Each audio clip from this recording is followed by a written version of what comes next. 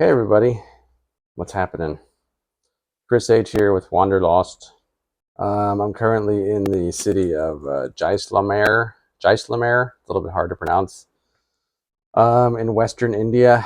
I arrived here a couple days ago after another sort of epic bus ride on a crazy crowded bus. Although I had a seat, so it was okay. But the way they run some of these Indian buses, it's amazing. I mean, they just cram the bus with as much stuff, as many people as they possibly can in the aisles on the seats. It's remarkable, actually, the way they maximize the space on the buses here.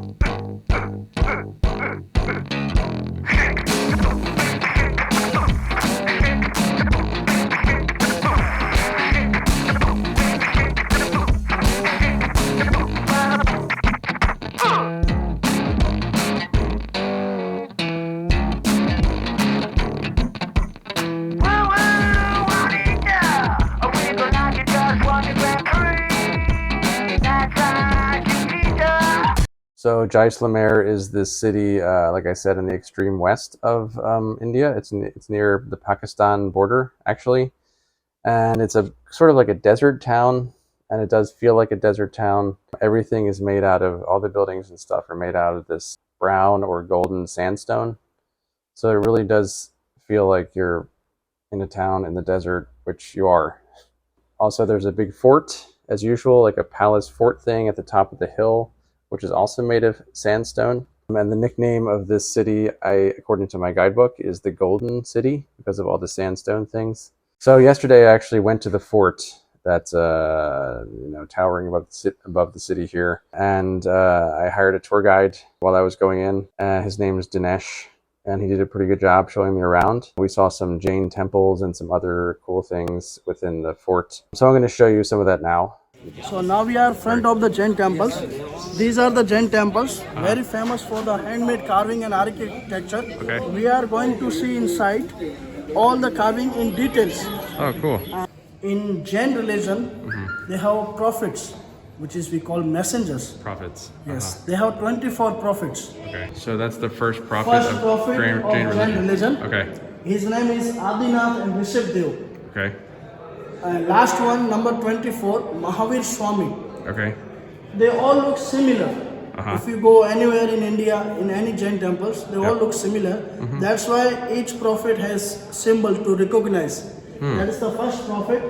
He has the symbol of holy bull. Holy bull. Bull. He's sitting on the pillow, mid of the pillow, you can see his symbol. Okay. If you see anywhere Jain temples, when you see this symbol, you can recognize. Got it. Interesting. Okay, let me see if I can focus on that. Very famous for the architecture. Okay. Because when people did the architect, they did construction without any raw material like no cement, no plaster of Paris, no any kind of raw material, not even water. They did all dry construction in interlocking. Interlocking. Okay. Yes, in one stone they did hall, another one attached together, like male and female combination.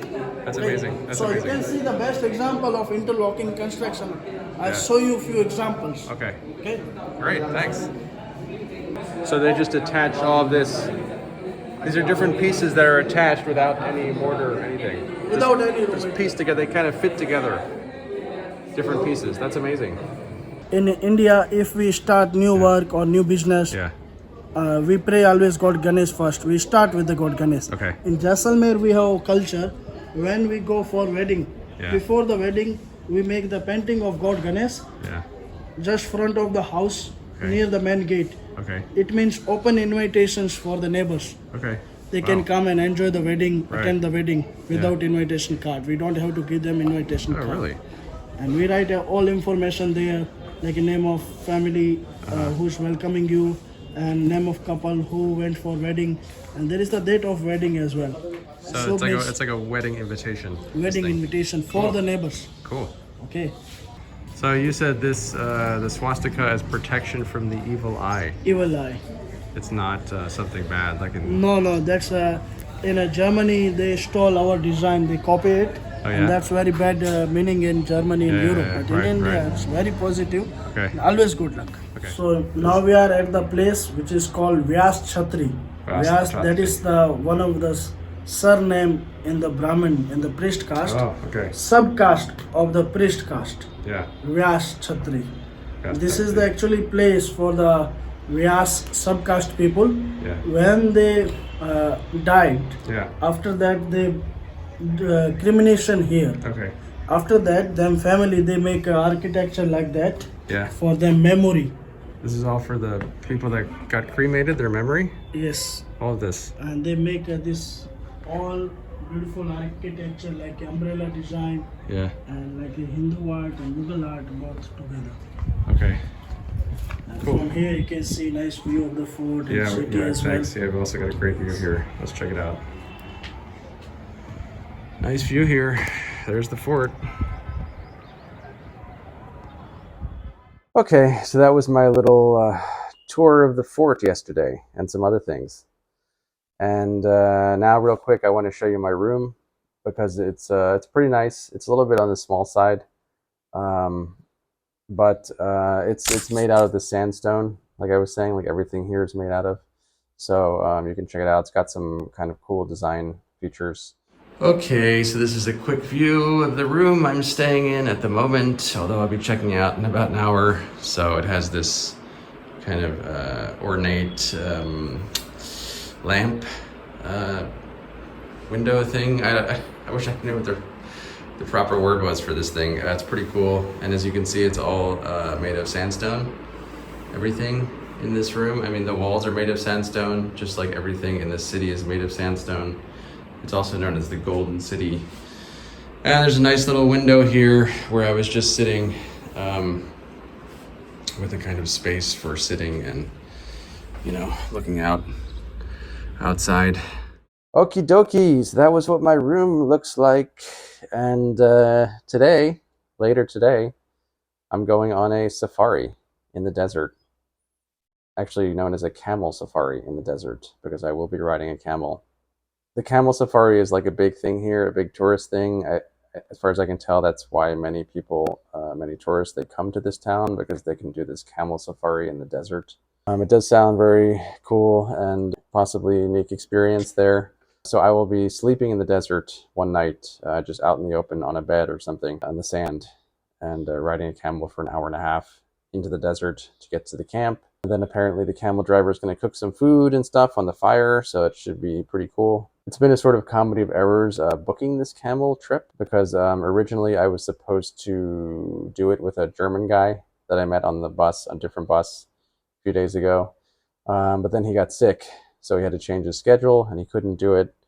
And then I met another guy, a Belgian guy, on a different bus who was also doing the camel safari by himself.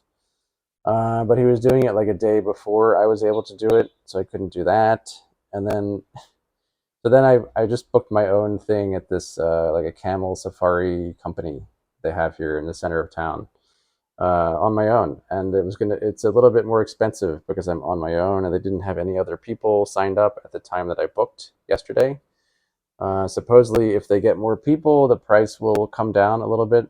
But then this morning, I was talking to the guy at the front desk here at the hotel, and he said, "Oh, we have a guy that's doing the safari tonight. Do you want to come?" So the hotels can also book camel safaris here. But when I asked at my hotel when I checked in, they said, "Oh, sorry, we can't do it for one person." And I said, "Okay, no problem.